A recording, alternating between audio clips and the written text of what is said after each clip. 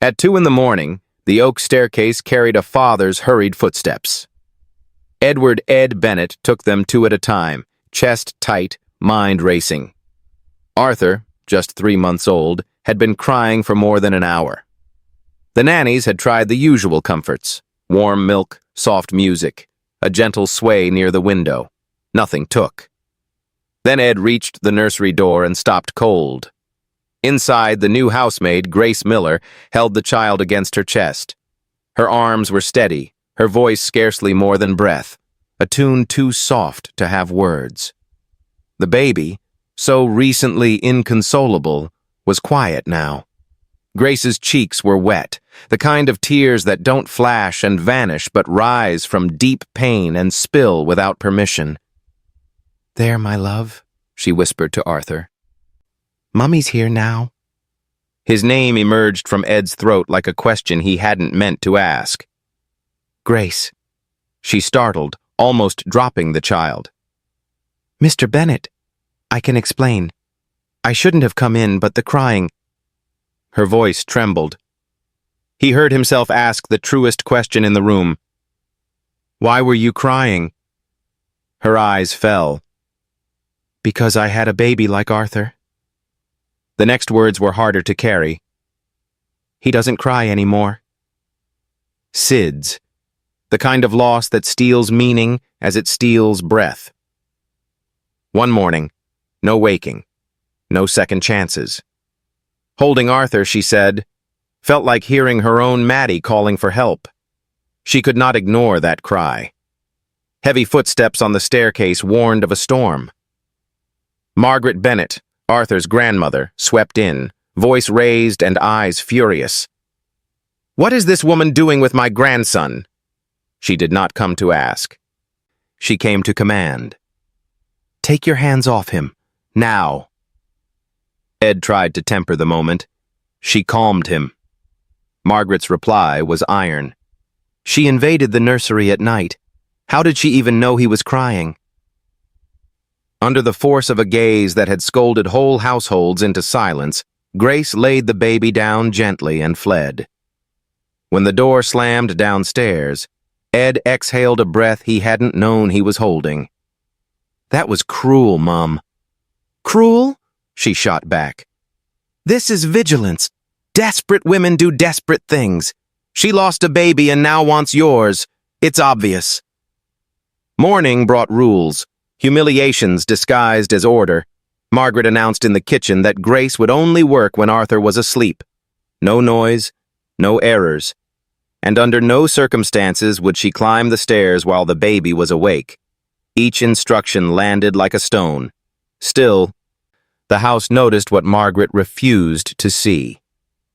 When Grace was downstairs, Arthur settled. When she stepped out for lunch, he fussed. By Thursday night, the proof grew undeniable. The boy shrieked with that particular ache only babies own, hunger for the one who understands their body like a map. Ed, exhausted, found himself asking a dangerous mercy. "Grace, could you try?" 10 minutes in her arms, and Arthur let go of his sadness. Margaret arrived as relief reached the surface of Ed's face. "What are you doing here?" she spat at Grace. "Downstairs, now!" After Grace left, Margaret drilled into Ed's frazzled doubt. "She always appears at just the right moment. How does she know? She's watching, waiting to play the savior."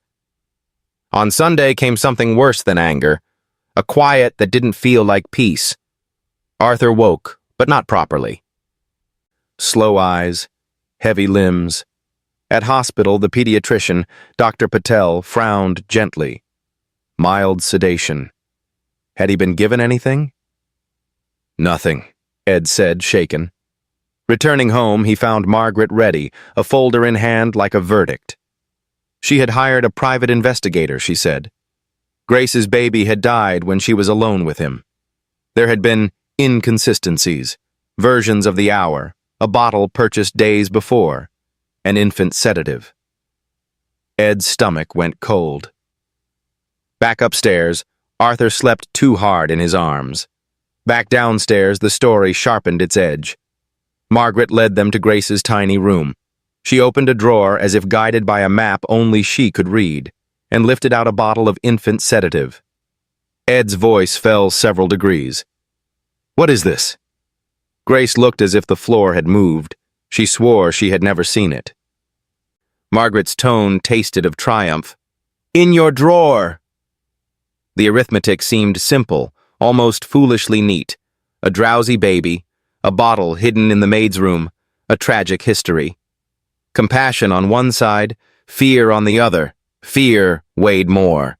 Ed's words were a closed door. "Pack your things. Leave now."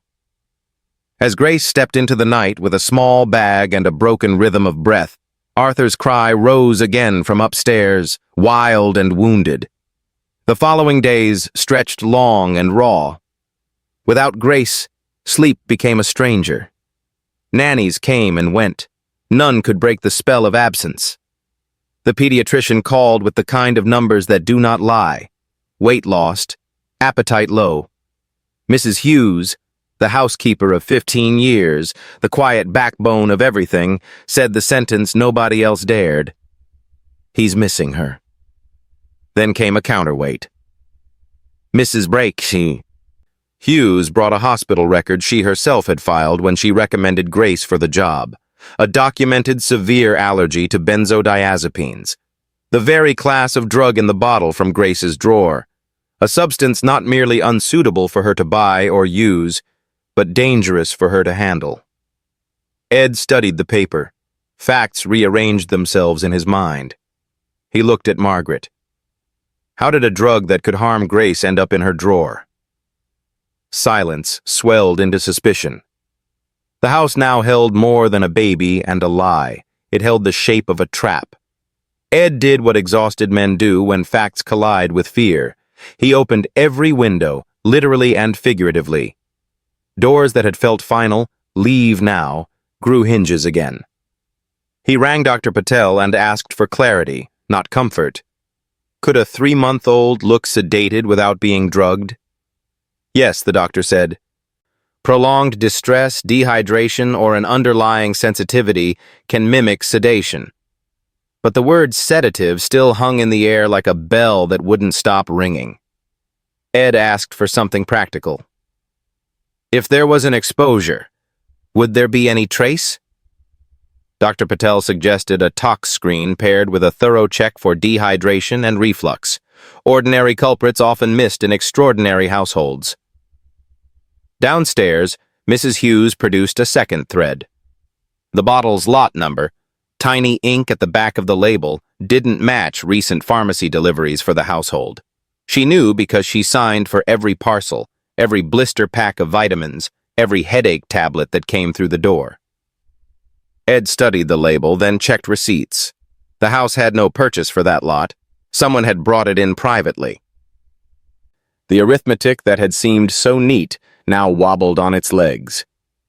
That afternoon, Ed did something proud men find hard. He drove to Grace's rented room above a cafe on the high street. No speech rehearsed, no apology polished smooth. Only the truth in his chest and the baby's silence ringing in his ears. She opened the door not with surprise but with a wary steadiness, as if life had taught her that good news knocks softly, if at all. "I was wrong," he said before breath could turn into explanation. "I should have asked questions instead of passing sentence." Grace's posture didn't change, but her eyes did. Not relief, not yet. Something like air returning to a room. Ed told her about the allergy record, the lot number, the doctor's view. He did not tell her what he feared, that the bottle had arrived at the house as a prop in a performance. He didn't have proof, only the shape of intention. Grace spoke as people do when they know the cost of every word. She explained the hospital form she'd filed at Mrs. Hughes's insistence, the allergy that had sent her to A&E once with a rash climbing up her throat, the shame of running down the stairs that night under Margaret's stare. "I never touched that bottle," she said. "I would never touch anything that could hurt Arthur. I know how quickly a breath can be stolen." The sentence trailed into the corridor where grief waits without a timetable. Ed asked for help without dressing it up. "Arthur hasn't slept properly since you left. He's losing weight. Could you come with me to Dr. Patel's tomorrow? We'll do this properly, openly. I want you there." She looked past him as if checking the street for a trap. At last, "For Arthur." "Yes." At the clinic the next morning, Grace held Arthur while the nurse took his temperature and the doctor examined the soft arc of his belly. Dr. Patel asked quiet, practical questions. How many feeds? How often he woke? How he settled? When Grace described his crying and the jerk of his limbs just before he gave in to exhaustion, the doctor nodded. "Classic reflux cues. We'll treat that first, and we'll run the tox panel to close the loop."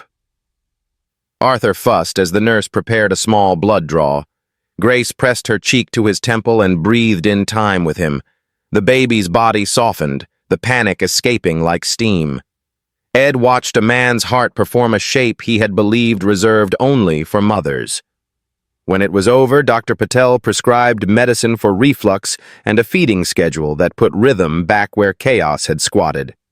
"And, Mr. Bennett," he added gently, "attachment is medicine too at this age.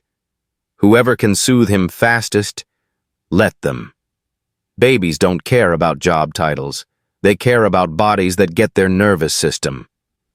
On the drive home, Ed asked the question that had stayed quiet in him because it risked dignity.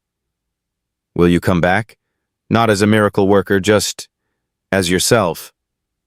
Grace stared at her hands. "I can if the house is safe. Not for me. For him." Ed nodded. "Safe means truth. We'll start there." Truth, however, had to push through thorns. Margaret met them in the foyer with the silence of a general surveying a lost battle she refuses to concede. "You are not bringing that woman back into my grandson's life," she said. Each syllable weighted. Ed had intended to reason. Instead, he chose clarity. "Grace is returning. Doctors, Patel believes Arthur has reflux. He's losing weight. We're fixing that. And the bottle in Grace's drawer, its lot number doesn't match our pharmacy deliveries." Margaret's face didn't flinch, but something rigid at the edge of her posture loosened, then tightened again. "So now I'm on trial in my own home?" Ed didn't rise to it. "No one is on trial. We are choosing what helps Arthur. That's all." Margaret laughed without humor. "You're a soft touch. She will take advantage." Grace stepped forward, voice low but unshaking. "Mrs. Bennett, I'm not here to win. I'm here to work. If I fail him once, I'll go. But please, let the doctor's plan run." Margaret's eyes narrowed, measuring the geometry of this new alliance. She said nothing. Silence functioned as permission no one would name. That night became an essay in simple acts. Smaller feeds, held longer. A careful incline to Arthur's mattress. A cloth folded just so beneath the cot sheet as Dr. Patel had shown them. When the baby's cry rose toward midnight, Grace arrived before panic did. She lifted him with a choreography learned in grief and hope alike. Left hand under the shoulder, right palm at the small of his back, head tucked just beneath her chin. Ed waited for the cry to stutter and catch. It didn't. It unwound wholly, like a knot releasing under warm water. He felt something in himself undo as well, the coil of certainty that had strangled his better judgment.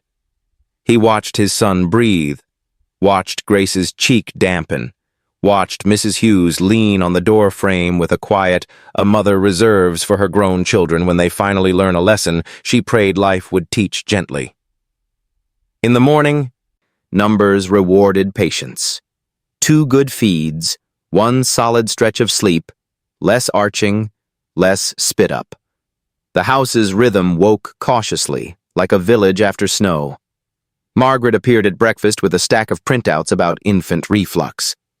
She had annotated them with a fountain pen that had signed every family document for 30 years. "If we're to do this, we'll do it properly," she said, not quite looking at Grace. It was not an apology, but it was the first plank of a bridge. Ed spent the day on the bottle's provenance, because mercy alone would not keep wolves from the door. He rang the 2 pharmacies they used most. Neither had stocked that lot number in months. He called the private investigator Margaret had engaged. The man refused to talk. Ed rang again and left a message no one likes to receive. "If a police officer calls you before I do, remember I offered you a chance to speak first." The call back came within the hour. The investigator hadn't found the bottle in Grace's drawer. He'd been told where it would be. Told by whom? The line went quiet. "Mrs. Bennett," he admitted at last. "She said she'd been tipped off by a friend. I didn't ask more." When the call ended, Ed felt the peculiar chill of a truth you wish were smaller than it is. He didn't confront Margaret that night. He watched instead. At supper, she studied Grace the way a cautious driver studies fog. But when Arthur stirred and Grace rose, Margaret didn't block her path. Later, Ed stood at the nursery door and witnessed the simplest trial a house can host. 2 arms, 2 heartbeats, 1 infant deciding whom his nervous system trusted. Arthur chose with his lungs and eyelids, not his logic. He slept. Near midnight, Ed drafted a message to Dr. Patel. "Feeding better. Less distress. Thank you." Then another, this one to himself on a scrap of paper he slid into his wallet. "In a crisis, start with the body in front of you. Then chase the paperwork." The tox results would take a day or 2. The question of the bottle's entry into his house would take longer. But even without the lab numbers, one conclusion felt sturdier than any accusation. Love leaves fingerprints. You could wipe a drawer. You couldn't wipe a baby's breathing. Morning arrived with the first real quiet the house had known in weeks. It was not triumph. It was the hush that follows a fever breaking. Ed made tea badly and toast properly, and Grace laughed, a small, careful sound, as Mrs. Hughes fussed about steeping times and crumbs on the counter. Arthur dozed between feeds, a soft bundle with a newly peaceful brow. For a few hours, the grown-ups were allowed to be ordinary. Then ordinary ended. The phone began to ring in a pattern that did not feel random. First the house line, then Ed's mobile, then the line in the study Margaret still called the proper phone. At first there was only breathing and silence. By lunchtime came words, a woman's voice, accusing, cutting. "How can you let that girl near your child after what she did to her own?" Ed hung up. Then another call arrived from a blocked number and repeated the same script with a colder edge. The world outside had found them. Margaret stood very straight in the doorway, one hand on the frame as if it steadied more than her body. "I told you," she said. Not gloating, not gentle, only certain. "It begins like this, and it does not stop." Ed looked at Grace, who had turned a shade paler but did not step back. "This is harassment," he said. "We log every call. We speak to the police if it continues." He meant it. He also heard the truth beneath the noise. Somewhere, someone was feeding this story oxygen. By mid-afternoon, a journalist stood at the gate, a young man with an apologetic tie and a notepad he clutched like a shield. "Mr. Bennett, I'm from the Chronicle. Off the record, there are rumors. A nanny, a sedative, a cover-up." Ed closed the gate gently. "Off the record," he said. "There's a baby recovering from reflux and a family trying to grow up. We won't be contributing to rumors today." The reporter nodded, as if grateful to be dismissed without humiliation. He left. His camera phone did not. Ed set new rules, the kind that protect rather than punish. No one opened the door without checking the bell camera first. Calls from unknown numbers went to a dedicated voicemail. All parcels were received at the side entrance, logged, photographed. Grace's name was removed from the letterbox downstairs. It felt like overkill until it felt justified. At 4, the doorbell chimed with the rhythm of officialdom. A woman in a navy blazer stood on the step, laminated badge on a lanyard, clipboard hugged to her chest. "Good afternoon. I'm Sarah Collins from Social Services. We've had a concern flagged about the welfare of a child in this household. I'll need to see Arthur and speak to the primary carers." She had the tone of a person trained to sound both calm and unarguable. Grace's body went still in a way Ed recognized now. Not fear of scrutiny itself, but fear of losing time to explain the truth. Ed took the lead. "Of course," he said. "May I see your identification again, Ms. Collins?" She held up the laminate. Ed read it carefully, noting the logo, the typeface, the council name. He nodded and stepped aside. Margaret exhaled sharp disapproval. Mrs. Hughes, without being asked, moved to the back of the hall where she could watch without intruding. Sarah washed her hands, cooed sweetly at Arthur, and asked smart questions. Feeding schedule, sleep patterns, who lived in the house, who had access. She glanced at Grace's hands. Old grief tends to leave a tremor. Grace controlled it with the discipline of a person who has had to pass tests to keep eating. "I'll need a quiet word with you," Sarah said to Ed at last, "and then with Ms. Miller." Ed ushered her into the study. She closed the door with a soft click and sat. "The sooner we resolve this, the better," she said. "Allegations can stain, even when they're false." He agreed. That was when she asked a question that altered the temperature of the room by several degrees. "Where do you keep medications in the house, including sedatives?" He felt rather than saw the path she was laying. "We keep them in the kitchen cupboard," he said. "Locked." She nodded and asked for the key. He stood up, then paused on the edge of handing her the small brass shape. Training kicked in. The kind old lawyers give their children without calling it training. "Before I do," he said kindly, "could you confirm your office address? I'll ring the duty desk and let them know you're here so they don't duplicate work." Her face altered by a millimeter. "No need," she said swiftly. "I'm the only one on this case. Let's not waste time." They wasted time anyway. Ed rang the council switchboard. The operator transferred him to Children's Services. A recorded voice offered options. He pressed numbers. He apologized for the delay and covered the mouthpiece when the woman in the blazer stood up, smile tight. "I have another visit in 10 minutes, she said, already moving for the hall. "If you're obstructing, we can escalate." He didn't obstruct. He walked quickly, past her in the corridor, and reached the front door first. "We'll rebook through the main desk," he said. Polite the way a locked cabinet is polite. She left with a speed that did not match her earlier unarguable calm. The confirmation arrived 10 minutes later. The council had no Sarah Collins on staff. No visit had been scheduled. The badge issued to S. Collins had been reported stolen the previous month. Ed pressed his fist to the table.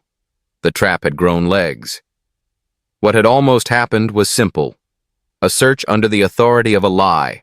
A find of the planted bottle in a place that would look damning, and the beginning of a state process that is hard to halt once started. The person who had learned just enough about the family to stage this, the reflux, the earlier sedation, the precise wording, believed their disguise would hold. Ed did not accuse Margaret. He did something harder. He told her everything as if she were a woman worthy of the truth, because she was. The fake inspector, the stolen badge, the aim of the ruse. "This is not caution anymore," he said quietly. "This is harm." Margaret listened without interruption, her face still as porcelain. When he finished, she said only, "I will make tea." It was the closest she had to a truce flag. Grace changed Arthur, fed him, and sang not to hush him, but to keep herself from shaking. Mrs. Hughes called a friend who had been in safeguarding for a decade and asked for a list of steps sane people take when the world goes crooked. Camera at the gate, solicitor on standby, a single point of contact at the council, a written log of every incident with dates and times. That evening, Ed emailed the log to himself and to the solicitor he trusted. He CC'd no one else. The tox results came the next morning. Dr. Patel spoke plainly. No sedatives in Arthur's system. Numbers are clean. The relief was not a shout. It was a long breath leaving a house that had been holding its lungs tight. Grace stood at the sink and wept into a tea towel, not from surprise, but from the release of waiting. Margaret came into the kitchen with her fountain pen and a sheet of paper. She had written a statement in her clear, slanted hand. It did not contain the word sorry. It did something rarer. It documented facts. The discovery of the bottle, with the lot number, the allergy record, the reflux diagnosis, the false social worker, the clean tox screen. At the bottom, she signed her name and the date. Give this to your solicitor, she said to Ed, and keep a copy where I can't find it. Ed read her sentence twice. He heard the steel returning to the service of the right thing. Mom, he said, not as an argument, but as a son from before all this. She nodded once, then reached for Arthur with a grandmother's practiced hips. He went to her easily. She did not look at Grace, but she did not look away. By afternoon, the calls had slowed. The reporter returned, more cautious, less certain he had a story. Ed met him at the gate again. Off the record, Ed said, a forged badge came to my door. We're cooperating with the council and the police. No comment beyond that. The man swallowed and, for the first time, looked properly afraid of printing the wrong story, of the law, of his own editor. He left. Night brought what days rarely do. A chance to feel the shape of a victory while knowing the war hadn't ended. Arthur slept, then woke, then slept again. Grace taught Ed the rhythm of the burp cloth and the shoulder. Mrs. Hughes washed bottles with a hum that might have been a hymn. Margaret stood in the nursery doorway and watched a scene she had not imagined she would be allowed to see without resentment, her grandson's chest rising and falling in time with the woman she had wanted gone. She said nothing. She did not have to. The house felt it. In the ledger Ed kept now, times, calls, feeds, names, a new line appeared, written not in numbers but in intent. We will end this in the open. It would mean daylight, not whispers, a courtroom, not a corridor. There are rooms where truth is tested in public, where a baby's breathing can become a kind of testimony neither side can refute. Ed would ask for that room. He would bring his log, Dr. Patel's notes, the forged badge report, and, most of all, the body that had taught him the only reliable metric in a storm. Which arms make the crying stop? Ed learned quickly that truth, when it wants to stand up straight, needs a chair with 4 legs: evidence, process, witnesses, and time. He could not control time. He could shore up the other 3. The solicitor he trusted, a calm woman named Priya Shah, came to the house with a notebook that had seen years of families trying to stitch themselves back together. She sat at the kitchen table where tea had carried grief all week and listened as Ed laid out the sequence. The crying, the comfort, the bottle, the allergy record, the false social worker, the clean tox screen. Priya did not gasp at the dramatic bits. She circled dates, underlined names, and asked for copies. Courts love chronology, she said quietly, and babies love calm. We'll serve both. Her first steps were not theatrical. She wrote to the council to confirm the forged badge incident and requested a single point of contact in safeguarding. She notified the police about attempted impersonation and evidence planting. She invited Dr. Patel to prepare a short statement on reflux, the tox results, and Arthur's weight change since Grace's return. She asked Mrs. Hughes to write what only old hands can write without strain: routine, pattern, and the household before and after Grace. "Do we go to court now?" Ed asked. Priya nodded. "I'll apply for a child arrangements order that recognizes Ms. Miller's role in Arthur's daily care and a non-molestation order to protect the household from harassment. We won't try this in the papers, we'll try it properly." She paused. "There may also be a public law door opened by the council because of the forged visit. If they open it, good. Sunshine Dieter's tricks." Grace listened with the posture of someone who has sat through too many complicated plans that never reached the surface. Priya turned to her. "I know this is frightening. Family courts here are private by design, but the process is designed for the child's welfare above any adult's pride. The judge will want to see Arthur's day, not our adjectives." Grace nodded. "I can show his day." The showing began sooner than expected. 2 days later, an independent social worker arrived, properly scheduled, properly badged, properly wary of everyone's story. Her name was Louise Meyer, and she spoke to Arthur first. Not with words, of course, with the kind of hands that know to warm before they touch. "I'm here to watch," she told the adults. "Not to catch you out, but to understand him." They gave her the house. She sat quietly in rooms where life actually happens. Kitchen, nursery, the patch of carpet where Ed had learned, reluctantly, how to dance a baby to sleep. She watched patterns instead of performances. Who changed nappies without fuss? Who noticed the early yawn and didn't wait for the cry? Who, when Arthur startled, could bring him back down from the ledge of panic? She took notes that did not flatter or scold. After 3 hours, she packed her pen away. "I'll file my report," she said. "But I can tell you this much now. Whatever else is going on, he's easing."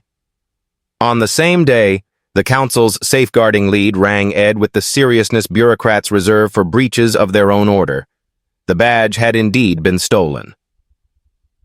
The impersonation fit a pattern in 2 other households: anonymous calls, a staged visit, an attempt to force a search. The police wanted statements. Ed agreed. He gave the log Priya had helped him build: times, numbers, photographs of parcels, names of callers, the reporter's card. Paper, finally doing what paper can do when it is not serving a lie.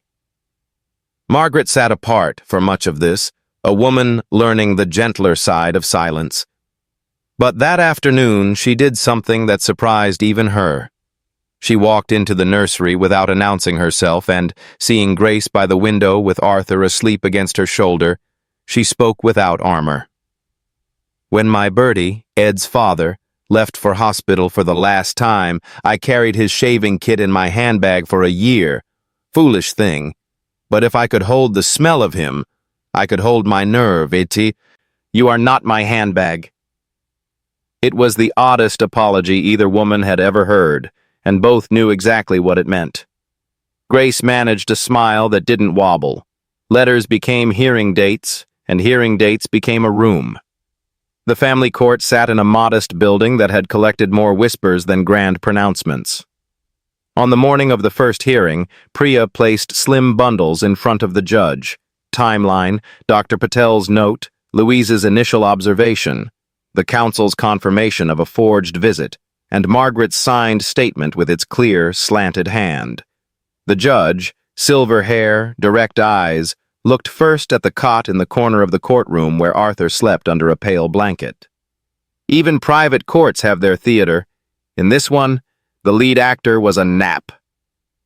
Priya spoke unhurriedly. "My lord, we seek 2 things today: interim recognition that Ms. Miller is a primary carer in Arthur's daily routine, and measures to prevent further interference and harassment while investigations into the impersonation proceed." She did not point at Grace as if presenting an exhibit. She described days, feeds, burps, reflux medicine, the incline of a mattress, the lengthening of sleep, the absence of sedatives in lab results. She used verbs, not adjectives. The counsel's lawyer rose next and did something admirable. She did not hedge when institutions often do. There was an attempted fraudulent visit, my lord. We confirm the badge theft and we have opened an investigation with the police.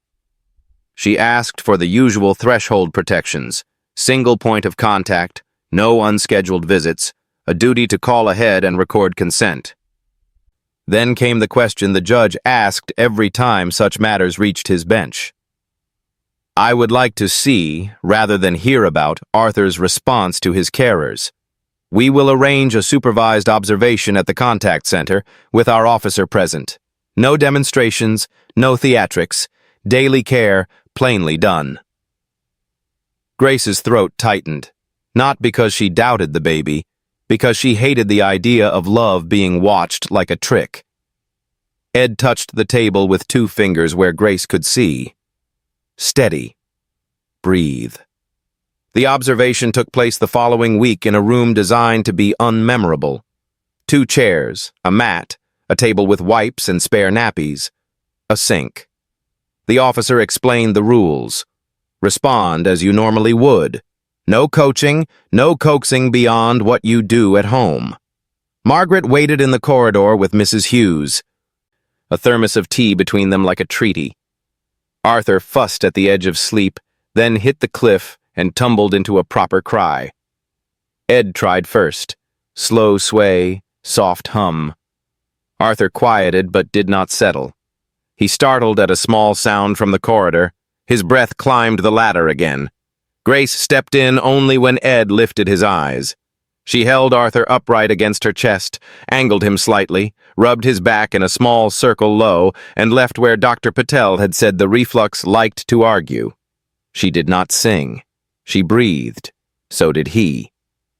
By the time the officer noted the minute, Arthur had sunk into that heavy, unquestioning sleep that announces, without speaking, I am where I belong.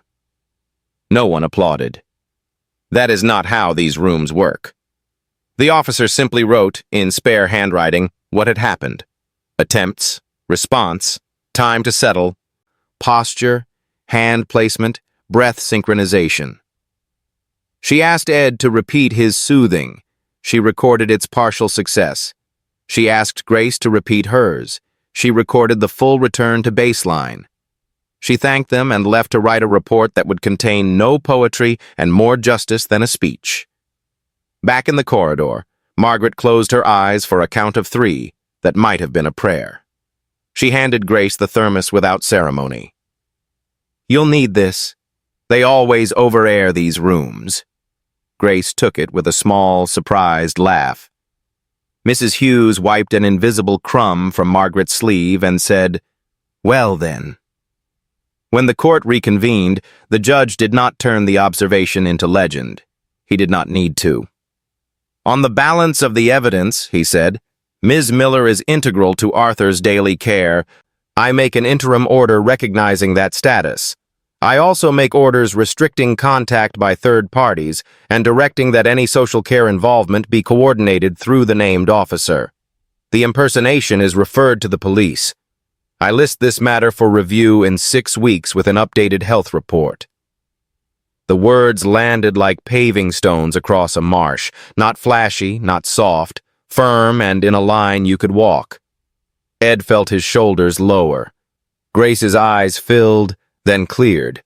Margaret pressed her lips together, a woman who had asked for order and discovered she liked it more when it protected than when it punished. Outside the court, the reporter hovered at a distance with his notepad closed. He did not approach. Priya shook Ed's hand and then Grace's. You did the hardest part, she said. You let the day speak. On the ride home, Arthur slept, then woke, then slept again. The car ticked as it cooled on the drive. The house, finally, felt like a place where the next chapter might be written without someone trying to steal the pen. 6 weeks gave the house back its shape. Not perfection, something sturdier, a routine with muscle memory. Arthur's reflux calmed under medicine and patience. He started rewarding the world with those ridiculous half-moon smiles babies hand out like raffle tickets you have to earn. Sleep came in longer stitches. Crying shortened to a reasonable protest rather than a cliff dive. The numbers in Dr. Patel's chart told a quiet love story. Weight up, distress down. Paperwork, meanwhile, marched. Louise Meyer filed her full report. It was as unglamorous as a receipt and twice as useful. Observed co-regulation between infant and Ms. B. Miller is consistent, rapid, and repeatable, she wrote. Father demonstrates effective soothing, especially when coached by Ms. Miller. Household routines are appropriate. Risk factors, external harassment, alleged evidence planting, protective factors, insight, compliance with medical advice, stable caregiving dyad. Priya underlined protective factors and slid the copy across the table to Grace. This is what you've built, she said, not with speeches, with days.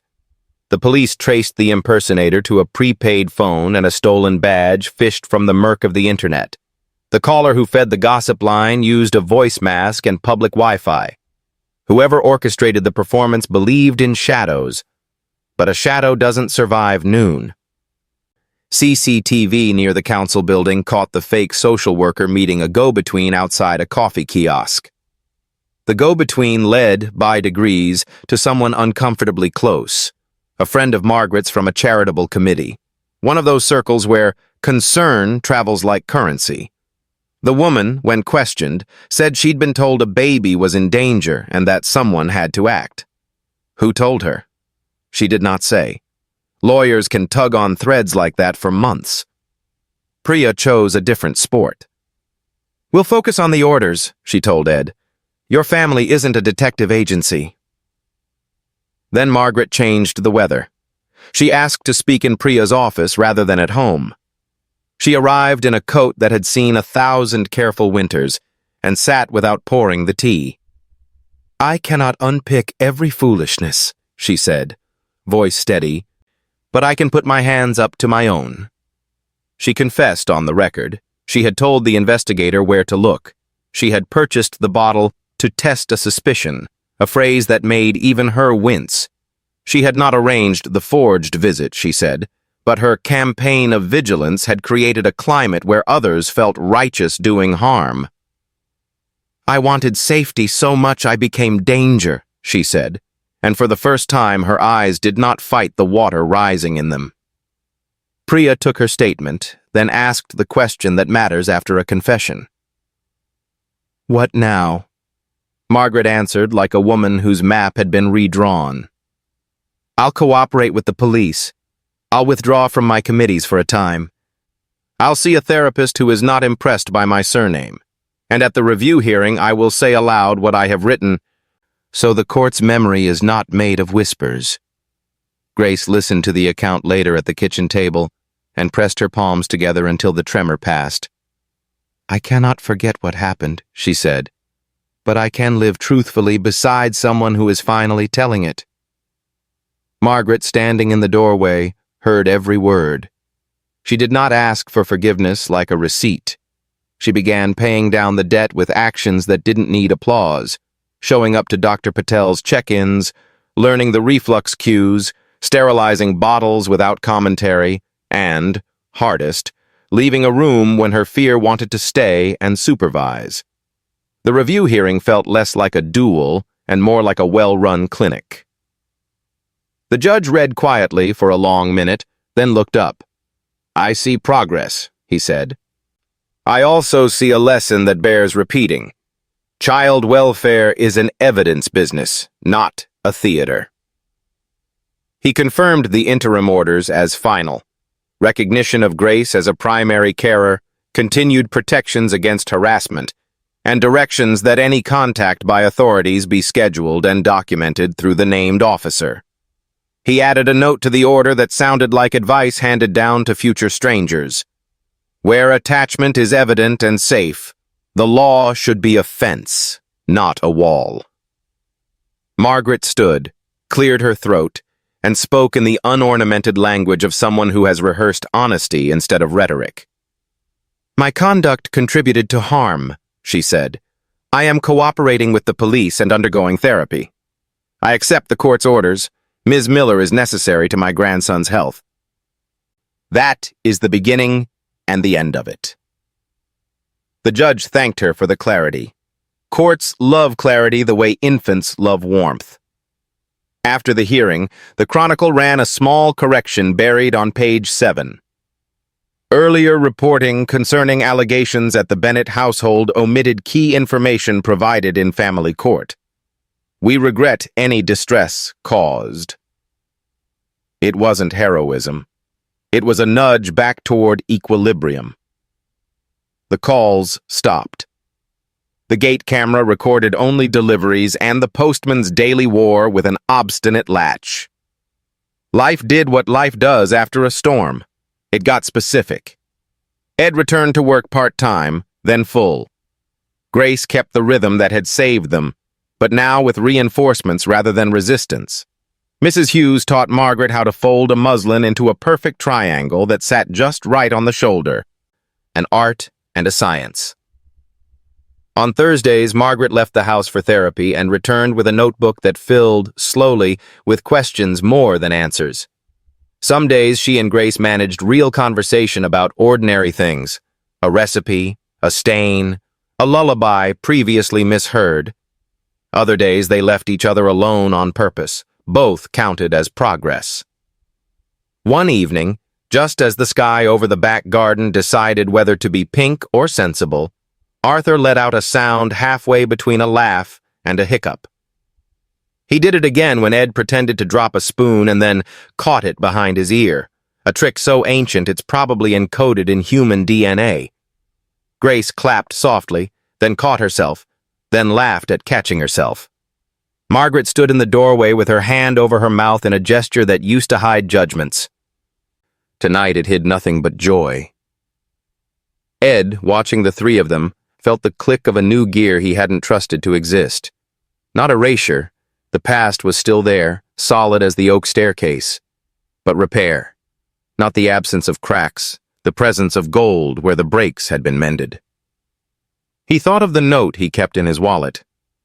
In a crisis, start with the body in front of you. Then, chase the paperwork. He added a second line in his head. When the crisis passes, keep starting with the body in front of you. There remained practicalities. The police would do what they do, slowly. Priya would keep the file tidy until the last dotted I stopped shaking. Louise would likely visit once more to write a valedictory paragraph. But the center of gravity had shifted. It lived not in accusations or headlines or doors opened by forged authority, but in a baby who fell asleep faster when held by the woman who had once been nearly pushed out of his life. Late that night, the house settled. Ed came upon Grace in the nursery, holding Arthur in the half-light, whispering the kind of nonsense that is truer than any thesis. He didn't interrupt. On the landing, Margaret stood with 2 mugs of tea, as if she, too, had felt the tilt of the world correcting. She handed him one and did not try to dress the moment in words. They drank, the way people do when the most important thing has been said already by the day itself. Winter stepped back with the polite reluctance of an English guest overstaying by a week, and spring took the house in hand. Tulips that Margaret had planted years ago, back when life still made straightforward sense, managed their crimson ritual along the garden path. Arthur reached that glorious gummy stage of babyhood where everything is an adventure, from a wooden spoon to the dramatic existence of his own toes. The court file thinned to routine letters. The police sent a brief note. Charges may follow for the impersonation. In any case, protective measures would remain. It felt less like a cliff edge now and more like a fence built properly. Dr. Patel's last review played out like a gentle retirement speech. Weight steady, reflux resolving, sleep consolidating, he wrote, tapping the chart with a pen that had silenced more parental terrors than he would ever admit. He looked up at the 3 adults, Ed, Grace, and Margaret, and said the kind of sentence doctors don't get to say often enough. You've done extremely well. Keep doing what you're doing. It wasn't poetry. It didn't need to be. Grace tucked the paper into a folder as if filing away a storm cloud. Louise Meyer returned for her valedictory visit and stood in the kitchen long enough to witness an entire small civilization. Ed washing bottles while pulling faces to make Arthur giggle, Grace coaxing a stubborn Bib into cooperation, Margaret negotiating with a kettle as if it were a difficult committee. Louise's report, later, contained nothing flamboyant, just the architecture of ordinary competence. Care remains secure and attuned. Infant shows stable attachment to both Mr. Bennett and Ms. Miller. Rapid soothing by Ms. Miller is consistent and appropriate. Household has implemented proportionate safeguards against external interference. No further social care action recommended. With officialdom receding, life allowed itself a celebration that wasn't about victory over anyone, but gratitude.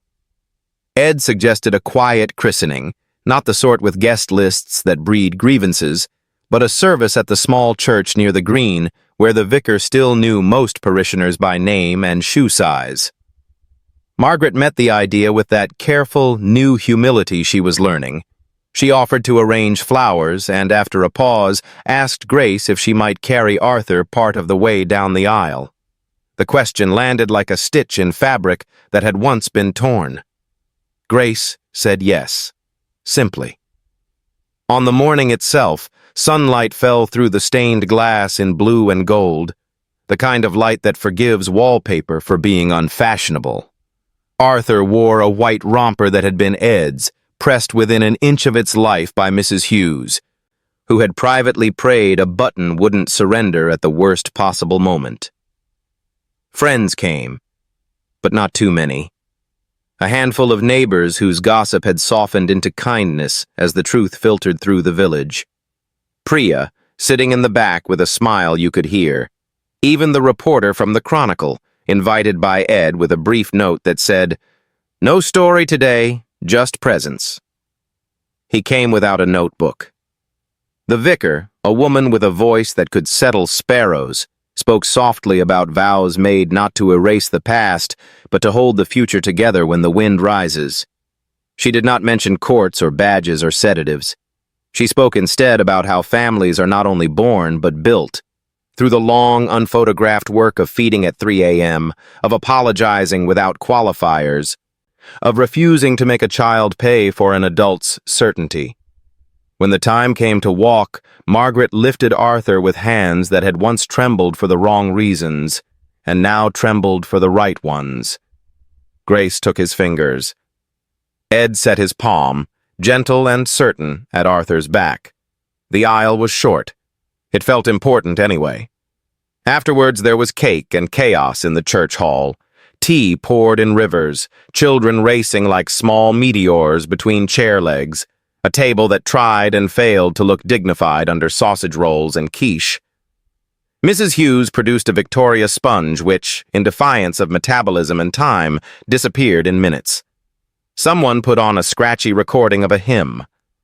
Margaret laughed properly for the first time in months, the sound startling her into another, rounder laugh, as if joy were an echo chamber no one had known existed in her chest.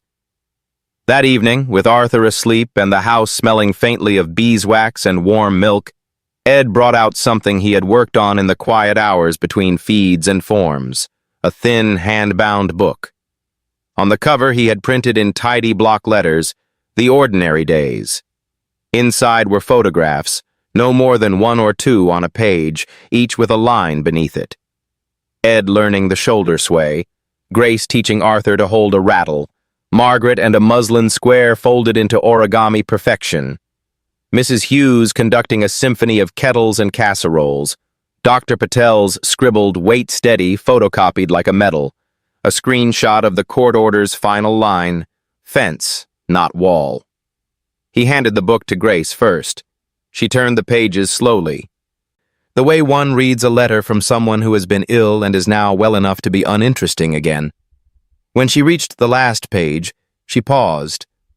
There, a single photograph, a sleeping Arthur, his hand resting, without drama, on her sleeve. "I want him to know," Ed said, awkward but true, that he was loved in the least cinematic ways, that when the worst tried to make itself the headline, we answered with days. Grace nodded, unable for a moment to find a word that wasn't a sob. Margaret, who once could have given a speech at the opening of an envelope, said only, "Yes," and patted the arm of a chair until she remembered she meant to pat Grace's hand, and did. Time, mischievous as ever, marched on. Arthur learned to sit, then topple, then sit again, as if rehearsing adulthood. Grace bought sensible shoes and, on a mild Tuesday, donated a box of tiny clothes to the church charity shop with a note tucked in the top, "For someone else's ordinary." Margaret began to keep 2 diaries, one with appointments and one with sentences that made her uncomfortable until they made her better. She wrote things like, "Control is not the same as care, and fear is loud. Love can whisper and still win." Some days she believed herself. On others, she pretended. That, too, was a kind of faith. Ed found a new ritual. Once a week, when Arthur went down for his afternoon nap, he took the scrap of paper from his wallet and added a line. The original remained. In a crisis, start with the body in front of you, then chase the paperwork. Beneath it, he had added, over weeks, attachment is medicine. Sunlight is policy. Confession is maintenance. Fences keep in as well as out. Build them kindly. On a late spring night, the house was visited by that rarest of guests, quiet happiness that doesn't need witnesses. Ed put on a record older than he was and turned it low. Grace stood at the window with Arthur dozing heavy on her shoulder, his breath puffing against her collarbone. Margaret came in, placed a wool blanket over them, and didn't fuss with the edge. Mrs. Hughes turned off a light in the hall and left the kitchen immaculate in the way only love and training can manage. There was no speech, no court, no official to stamp the moment approved. The circle closed, not with a flourish, but with the ordinary mercy of a baby asleep in safety, of adults learning to be braver than their worst day, and of a house that had decided, finally, to be a home. Summer threaded itself through the Bennett's days with that particular English optimism, sun enough to justify a hat, clouds enough to temper arrogance. Routine, that humble architect, kept building. Yet real repair rarely moves in a straight line. It loops, it hesitates, it checks its mirrors. Margaret kept her Thursday therapy, and something inside her loosened just enough to let air in. She began naming things she had once commanded. Fear, she told Dr. Rowan in session 3, arrives wearing the uniform of duty. She practiced leaving a room when vigilance tried to seize the steering wheel. Sometimes she failed and returned to apologize with the plain language of a woman outgrowing her favorite excuse. At home, this looked small and beautiful. She measured silence before choosing speech. She carried Arthur without narrating Grace's every movement. She learned that a question asked kindly lands lighter than a rule slammed down. It did not make her meeker. It made her accurate. Grace changed in ways only someone who has survived a long winter notices. Her hands, once tight at rest, found an idle softness, palms open on a table, fingers not always testing the air for danger. She rediscovered preferences. How she likes her tea, hotter. How she likes the pram hood, half up. Which cardigan Arthur would accept without making a philosophical point about sleeves. On Tuesday evenings, after Arthur went down, she enrolled in an online course in infant development. Not because a certificate would save her, but because knowledge had started to feel like a friend that showed up and sat on the right side of the bench. Ed, always steadier than he gave himself credit for, realized he had been carrying 2 kinds of strength, the sort that lifts in an emergency and the sort that endures. He had the first. He learned the second. He wrote fewer emails at midnight and more notes for breakfast. He discovered the skill of shutting a laptop when a small human looks you in the face and declares you the only witness that matters. He and Grace built a language of small signals. A raised eyebrow meaning, your turn. A tilted head meaning, we're fine. The smallest of smiles meaning, we both survived a moment we once would have ruined. One late afternoon, the doorbell offered up courage in a cardigan. The Chronicle reporter hovered again, not with a story to extract, but a question to ask face to face. I fed the rumor mill, he said, hat in hand in the way of men who know their editors dine on certainty. I wanted to apologize properly. Ed let him finish without rescue. He nodded, thanked him, and then did something specific. You can't fix the past, but you can starve its future. When your desk hears a story about a baby and a villain, ask for the paperwork before you ask for quotes. The young man wrote that down as if it were a spell. The police closed one circle with a careful line. Charges for impersonation and document fraud against the woman with the stolen badge. A caution issued to the committee friend who had only wanted to help. There would be no great public unmasking, no theatrics. The letter arrived, neat and irreversible. Priya filed it, smiled, and finally allowed herself a holiday that did not include a client's emergency packed between sunscreen and a paperback. Louise Meyer returned one last time, not to inspect, but to say goodbye with professional grace. She left a single page behind, the kind of parting gift only a social worker considers beautiful. A brief life space map of Arthur's early months. People near, people further out, the lines between them growing thicker where trust had deepened. So when you tell him the story one day, she said, you'll have a picture of what love looked like in your house. Grace touched the page as one touches a relic.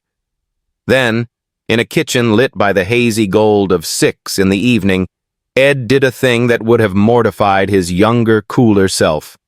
He proposed, not with fireworks, not with a violinist hiding behind the fridge, but with the reality that had saved them. He set a small ring box on the table and did not open it.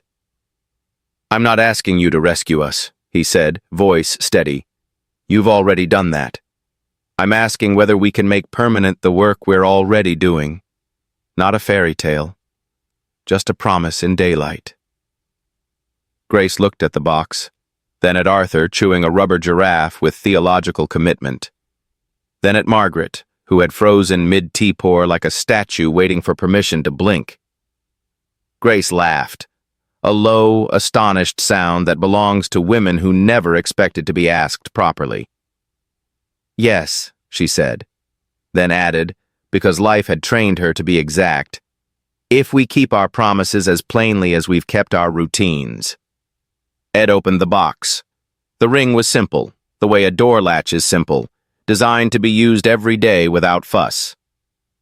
Margaret set the teapot down as if it might explode and then did the hardest, simplest thing. Welcome, she said to Grace, breath catching on the word. Properly. Mrs. Hughes made a noise that could have been a laugh or a prayer and fetched a tin of shortbread that had been reserved superstitiously for a day that deserved it. There were logistics. There always are. A date that did not collide with vaccinations or Dr. Patel reviews.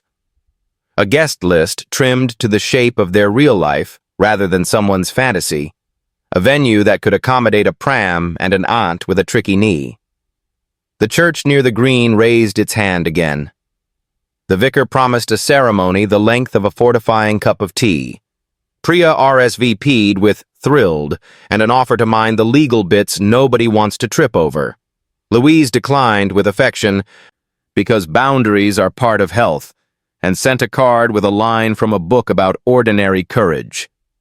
On a trial morning, they walked the aisle to test the pram wheels on old stone. Arthur objected on principle to hats and was bribed with a rice cake that disintegrated into a theological mess. The rehearsal did what rehearsals are meant to do. It spent the nerves so the day itself could be spent on joy. In the weeks leading up, the village did what villages do best when they decide to be kind. The florist, who had once lent an ear to gossip, lent peonies instead. The baker, previously strict about orders placed no later than Thursday, produced a lemon drizzle on 24 hours' notice with the air of a man smuggling contraband humanity. Even the gate latch, that veteran of petty battles, behaved. The night before, Ed found Margaret on the landing with a box he didn't recognize. Inside lay a shawl, soft, stubborn wool, kept for years and never quite right for any outfit. "It was my mother's," she said, and then corrected herself, an act of precision that had become a habit. "It is mine, but I think it will keep Grace warmer than it keeps my memories." She folded it back into the box carefully. "If she wants it," she added, because permission had replaced decree in her vocabulary. The wedding day arrived with the democratic mercy of English weather trying, sincerely, not to spoil anything. The vicar began. The baby hiccuped. Someone's chair squeaked at exactly the wrong moment and woke Arthur, who decided to contribute to the liturgy with a frank commentary on the acoustics. Laughter, kind, relieved, rolled through the nave. Vows were said in sentences short enough to remember without prompting. Promises were made the way all real promises are made, by people who know what it costs to keep them. Afterwards, they did not vanish into cinematic airbrushing. They went home. There was stew and trifle and a bottle of something that had waited too long for an excuse to be opened. Margaret's speech was the length of a shopping list and better written. "Control," she said, "is not love. Today I am practicing the second." Mrs. Hughes handed out cups of tea as if the nation depended on it. Priya danced badly but with commitment. Ed matched her, proving once again that dignity is overrated. Grace, who had once learned to hold herself small to survive, let herself be held big, and it did not end the world. Later than babies recommend, they stood at the back door watching the sky consider stars. Arthur slept inside, supervised by a monitor that translated peace into a bar of steady green. The house, that faithful witness, held its breath in the good way. Ed reached for Grace's hand. Margaret came to the doorway with 2 blankets and a smile she didn't try to hide. "Come in before the damp finds your knees," she said, elder wisdom triumphant over romance. They went in, closed the door, and heard exactly the right set of sounds. A kettle beginning to murmur, the monitor's soft assurance, the whisper of a night that owed them nothing, and yet gave them everything that matters. Autumn arrived with the quiet authority of conkers popping loose from their shells. The Bennett house adapted without drama because it now knew how, coats by the door, pram rain cover folded where it should be, a rota on the fridge written in thick pen that survived spills and life.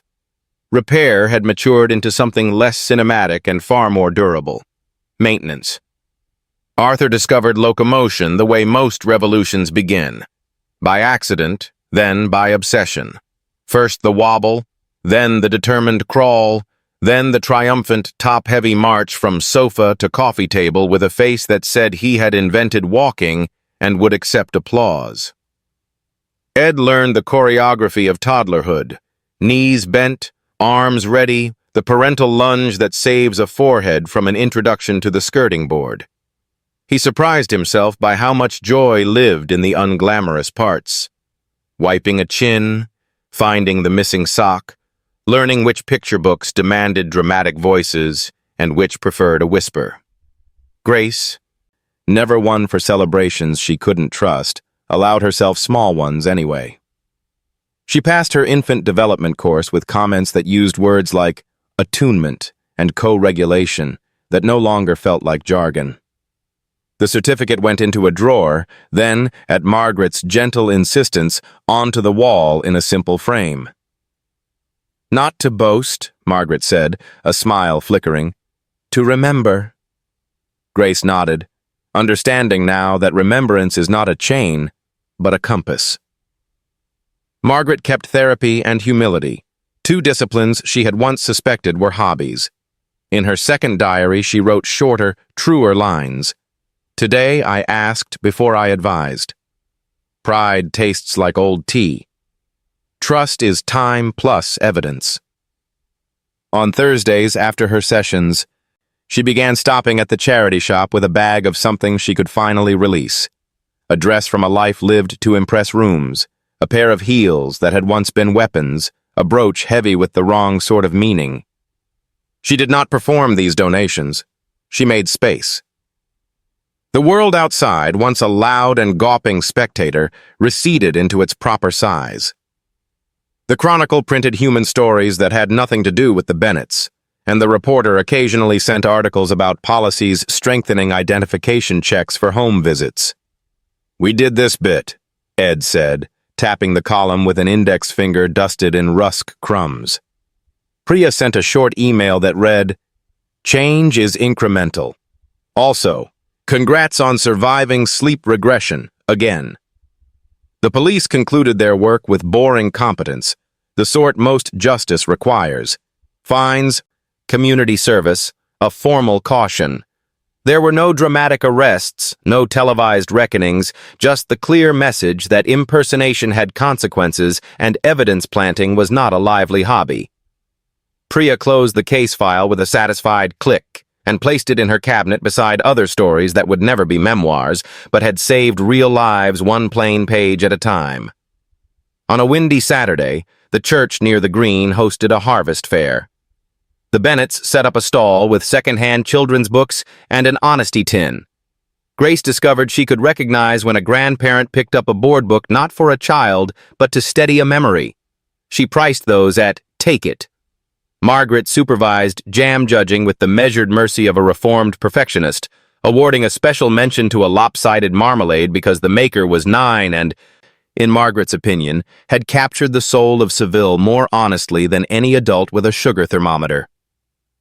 Ed, drafted into donkey duty, led a saintly creature named Basil around the green and learned that leadership is mostly about not being afraid of other people's surprises. That evening, after the fair's tidiness had folded back into their untidy coziness, Ed drew a line through one more sentence on his wallet note and wrote beneath it, "Joy requires maintenance. Schedule it." They did. Tuesday park, Friday fish and chips, grease wrapped in familiar paper. Sundays reserved for the deliberate art of doing nothing with intent.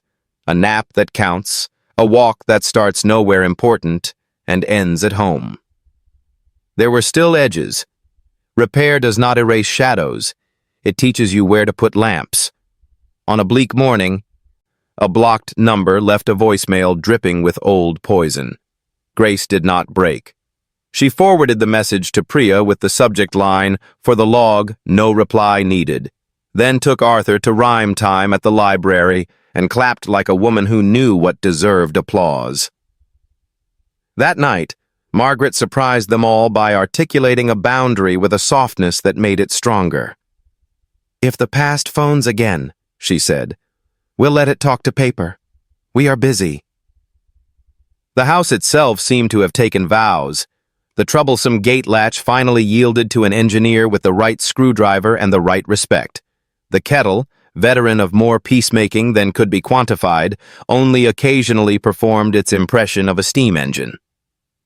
Mrs. Hughes, alert to the fact that families need rituals like lungs need air, instituted Thursday proper pudding.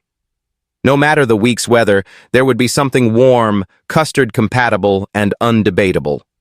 Louise's life space map became a bedtime curiosity. As Arthur's vocabulary grew from emphatic syllables to decisive nouns, he would point, "Da, gra, mar, who." Grace added names as circles widened. Aunt Sal with the squeaky laugh, Mr. Ahmed, who ran the corner shop and kept bananas at toddler height because civilization is a set of tiny mercies. The vicar, whom Arthur called Vika, with ecclesiastical cheer. Love, recorded in lines and dots, looked like the London transport map if the only destination were here. One afternoon, the house hosted a visitor Grace had not expected. The committee friend whose anxious meddling had helped set the worst in motion. She did not come with an agenda or a disguise. She wore flats and apology. "I believed the drama," she said, twisting her hands, "because it made me feel useful without making me do the hard work of being kind." Grace listened, because she had cultivated that discipline. She also protected herself with the straightforward geography of boundaries. "I accept your apology," she said, "and I wish you better instincts." They had tea. They did not plan to be friends. That, too, was health. On a rain-polished evening, Grace stood by the back door with Arthur, who observed puddles with a philosopher's suspicion. Ed joined them with 2 small paper boats and a grin that would not have belonged to his earlier, tighter self. They launched the boats, watched them tilt and right themselves, then drift toward the drain like explorers who knew when to turn for home. Margaret arrived with towels and a lecture about damp that devolved into laughter before it could become doctrine. Later, when Arthur slept hard with the satisfaction of a day lived completely, Grace took down the thin hand-bound book, The Ordinary Days, and slid in a new photograph. 3 pairs of boots by the door, small, smaller, smallest, clean enough to respect the floor, muddy enough to prove they'd earned supper. She added a line beneath, "We kept going." Ed, finishing a late wash-up that felt less like a chore and more like belonging, returned to his wallet note and wrote the sentence he'd been building toward for months. "Family is a practice." He tucked the paper back where it lived, worn soft at the edges, its ink a record of one household's stubborn refusal to be defined by its worst week. Before bed, Margaret paused at Arthur's cot and did what she had learned to do best. Nothing loud. She laid a hand on the rail, a relic blessing without ceremony, and whispered into the soft racket of sleep, "You are safe." Not because courts had said so, though they had. Not because the world had learned manners, though it was trying. Because 3 adults kept showing up, day after plain day, with bodies that soothed, and brains that stayed curious, and hearts that practiced. When the lights went out, the house settled into a silence that held, not hid. Outside, the wind shook the trees like an old friend teasing. Inside, on the kitchen table, tomorrow's list waited. Nappies, carrots, call the plumber, send Priya a thank you card that didn't sound like a closing argument. The future, which once had loomed like a verdict, now looked like something lovelier. A long list of ordinary tasks done by people who had learned how to be kind on purpose. By winter's edge, the story that had once tried to swallow the Bennetts had turned into something smaller and more useful. A set of lessons they could lend out. Not as a crusade, no banners, no speeches, but as the sort of neighborly wisdom that slips a note through a letterbox at the right moment. It began with Mrs. Ahmed from 2 doors down. Her granddaughter's nursery had sent home a form with a tone that felt more urgent than informative, and anxiety was galloping where facts should be walking. Grace made tea, read the form, and translated it into human. What was required, what could wait, who to ring if the language got bossy again. The kettle cooled, the shoulders eased.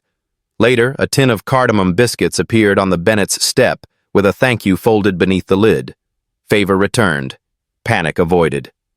Ed found himself asked to speak, quietly, never publicly, to a friend of a friend who worked in the council. Identification checks for home visits were being tightened. Could he review a draft leaflet for families? He did, with the pedantry of a man who had earned his commas, clear phone numbers, a checklist that fitted on 1 page, a sentence that said, without fuss, "You can ask to confirm a worker's identity, and it is not obstruction." He removed the word robust wherever it appeared and replaced it with clear. The leaflet went out a month later. It did not change the world. It helped a few households avoid an avoidable fright. That was enough. Margaret's quiet restitution grew legs. She joined, carefully without announcing herself, the rota at the church's warm hub, where older neighbors came for soup, radiators they didn't have to pay for, and talk that didn't make demands. She learned to serve without supervising and to listen without arranging other people's thoughts. On a gray Thursday, She found herself beside a widower who had misplaced his hearing aids and most of his patience. She unearthed both by the simple arts of sitting still and not panicking. Walking home later, she wrote in her small diary, "Usefulness without control. Possible." Louise's life space map grew its own afterlife. One evening a month, Grace hosted tea and tiny humans in the church hall, a circle for parents and carers whose lives had not matched the brochure. There were no inspirational speeches, just biscuits, borrowed toys, and the kind of conversation that names things plainly. Grace never told their story in full. She offered slices, shaped like tools. How to ask a doctor the question you're ashamed of. How to spot the difference between a safeguarding visit and a stunt. How to write down days in a way that courts and common sense both respect.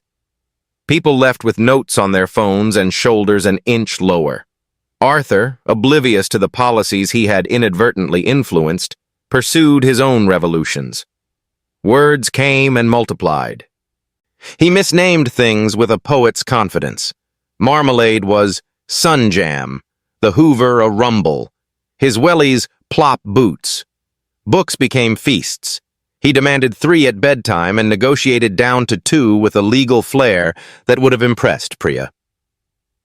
He began nursery mornings with a wave so vigorous it occasionally knocked his hat askew. Repair, it turned out, had a soundtrack. Laughter with crumbs in it. Ed and Grace discovered a new rhythm of courage. They said yes to a weekend by the sea, close enough for naps to survive the ambition. Arthur met waves with suspicion and then delight, sand with enthusiasm and then outrage when it stuck to his biscuit. They built a castle that survived until the tide made its original, unanswerable argument. On the promenade, an older couple, hands knitted the way time teaches, stopped to admire the scene. "First time back after a rough patch?" the man asked, with the flash of recognition that older eyes carry. "Yes," Ed answered. "Feels like a test we didn't revise for." The woman smiled. "You studied. Months of it. That's what this is." One evening after nursery pickup, Margaret paused at the notice board and read a flyer about a support group for grandparents navigating complicated family rows. She went, once, to see what sort of company she might be keeping. A circle of chairs, a pot of tea that had seen things, and a dozen faces at different stages of making amends. Margaret did not confess dramatically. She spoke in the small, accurate sentences she had practiced. "I mistook authority for love." Heads nodded. Someone passed the biscuits. She went again the next week, and the next, because repair is a habit. A letter arrived on stiff paper from the council. The impersonation case had concluded. Guilty plea, community service, a requirement to attend a course on the harm caused by fraudulent interventions. It was mundanely satisfying. Priya forwarded a note, half advice, half blessing. "You'll rarely get a storybook ending. This is better. It means the systems are learning." Ed tucked the letter behind the court order in the thin book he kept for documents that had earned their retirement. On a cold but obliging Saturday, the church ran a first aid course for parents and carers. Grace had registered simply because it felt right to know more. The session was taught by a brisk woman who treated panic like a miscalculation rather than a destiny. Halfway through, Grace found herself demonstrating the recovery position while explaining, with a steadiness she hadn't owned a year before, how to talk to an emergency operator without rushing the facts. The instructor nodded. "You've done this before." Grace met her eyes. "I've done fear before. Facts are new. I like them." That night, when the house exhaled into its usual friendly creaks, Ed took out the wallet scrap and added a line beneath the others. "Teach what you had to learn the hard way." He showed it to Grace. She read the list, now a layered, lived-in creed, and added with her pen, "And rest when you can." He laughed, not because the line was clever, but because it was true, and he had nearly forgotten it. Spring edged in again, polite as ever. The tulips rehearsed their trick. The gate latch behaved as if it had finally chosen a moral philosophy. Arthur grew taller in the unnoticeable way that steals your heart when a sleeve suddenly ends at a wrist. On a morning of rare clarity, the three adults stood at the back door with mugs in hand and an ordinary day beginning itself before them. There would be more bumps, illnesses that ignore calendars, work that demands more than seems fair, the old world occasionally ringing with nonsense. None of that undid the simple architecture they had built. The future felt less like a corridor you're pushed down and more like a garden you keep. It would need weeding. It would reward patience. It would be, with luck and attention, generous. Inside, on the kitchen table, the ordinary days lay open to a fresh page. A new photo waited to be glued in. Arthur in a paper crown from nursery, cheeks smudged with glue and triumph, flanked by three adults who had learned the unglamorous art of showing up. Beneath the space for the caption, a pencil note reminded them to choose words later, when the kettle had been on and the day had proved itself. They would write something plain, something accurate, something like, "We carried on." The year settled into the kind of calm you only recognize after noise. It did not announce itself. It arrived in small proofs: shoes placed by the door without a lecture, meals eaten warm, a baby monitor that mostly glowed green. On a quiet Sunday, the vicar mentioned a parish project, letters for children, sealed until they were old enough to read without help. Not wills, not speeches, just a page or two from the adults who loved them, to be opened one day a long walk from now. Ed liked the idea because it was practical. Grace liked it because it was kind. Margaret liked it because it required honesty in a format too small for grandeur. They agreed to write after Arthur was asleep, no thesaurus, no polishing that removed the truth. Ed wrote first at the kitchen table, the clock making its patient sound. He kept it simple. Dear Arthur, when you were small, I learned that strength is not lifting heavy things. It is carrying the same small things every day without resentment. I also learned that the best questions sound plain. Are you hungry? Are you tired? Are you safe? When you are a man and the world is loud, begin there. Your father. He read it once and did not add adjectives. He folded the page and felt something click into place, the way a door knows when it has closed well. Grace took her turn with the slow care of someone who understands what paper can hold. Dear Arthur, before you, I believed the world would take anything I loved. Then you arrived and proved that love can learn a trade, how to soothe, how to feed, how to wait without despair. If you ever meet a day that pretends to be bigger than you, write it down. Days shrink when you put them into words. Breathe. Ask for help. Let your nervous system borrow someone calmer for a while. It is not weakness. It is good engineering. Love. Grace. She did not mention courtrooms or forged badges. She didn't need to. The letter hummed with the knowledge those rooms had given her. Margaret sat a long time with a blank sheet. The habit of commanding tried to seize the pen. She put it down and let the kettle boil, the old ally. When she wrote, the words surprised even her. Dear Arthur, I once confused control with care. It made me brave in the wrong direction. You taught me another bravery, to listen, to wait, to admit when I was the problem, and to fix it, even when no one was clapping. If you are ever afraid, and you will be, ask if your fear is wearing someone else's uniform. Take it off. Stand up straight. Then find the person in the room whose breathing calms yours and stand near them. That is home. Your grandmother, Margaret. She signed her full name, then crossed out the middle initial that had always felt like armor. A small rebellion that felt right. They sealed the envelopes and tucked them into the thin book that had become a family archive, court orders and reports now living beside photographs of pudding and naps. Mrs. Hughes added a practical note on a yellow slip.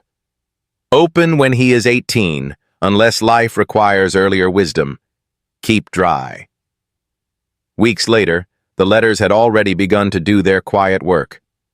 On a night of wind that pushed at the windows, Arthur woke hot and unhappy. A small fever, nothing dramatic, the kind of ordinary trial that once would have set every adult racing. Ed checked the numbers and set the rhythm. Grace adjusted the angle of the mattress and mapped the plan. Margaret put the kettle on and said nothing urgent. They took turns, they kept watch, and they did not yield to the old, loud stories fear loves to tell. By morning, the fever had slid away with the weather. If you had walked past the house at dawn, you would have seen only the ordinary aftermath of care. 2 mugs, a folded blanket, a child asleep on his own terms.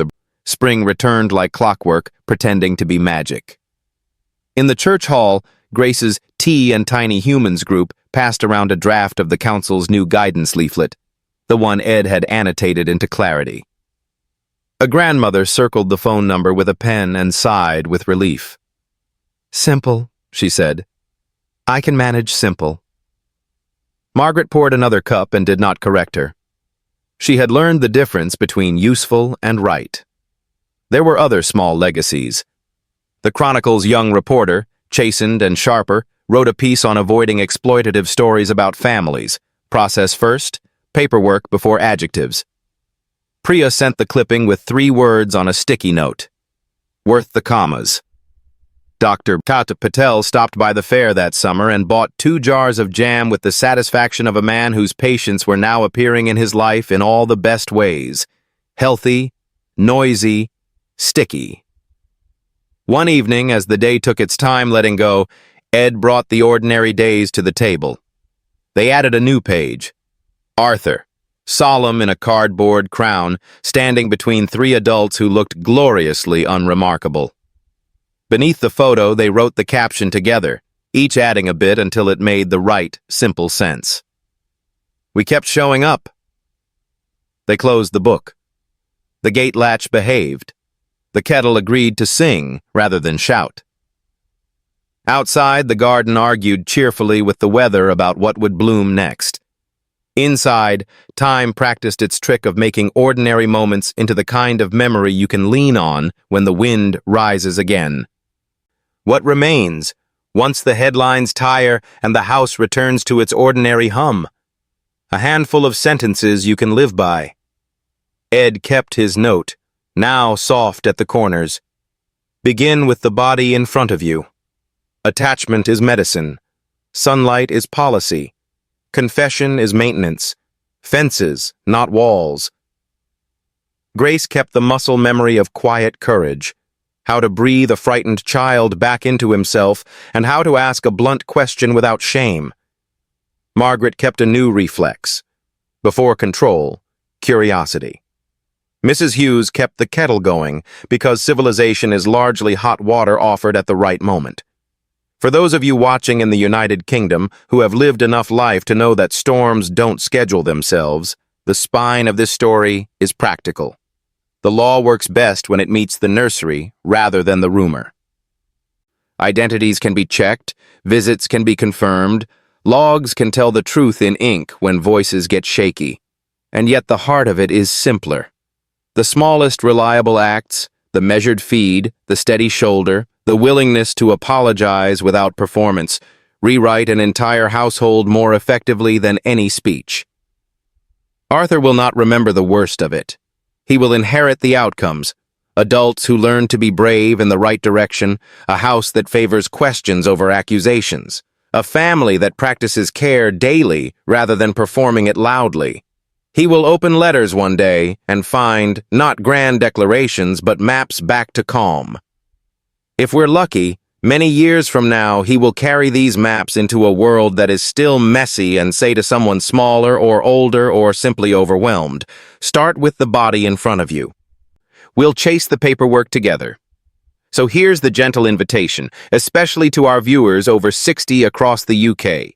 The grandparents, great-aunties, old friends who've seen fashions in certainty come and go.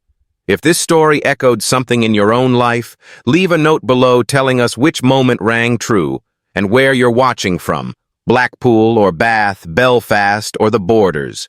If you know someone who needs proof that quiet days can beat loud lies, share this with them. And if you'd like more long-form, human-scale stories told with care and clarity, subscribe and let us know what you want explored next. Health, family, safeguards, the everyday tools that make a home sturdier. The credits on a life do not roll. The lights simply dim to a kind of trustworthy dusk, and tomorrow asks for much the same list as today. Kindness, evidence, tea. If you can manage those three, you're already holding the line.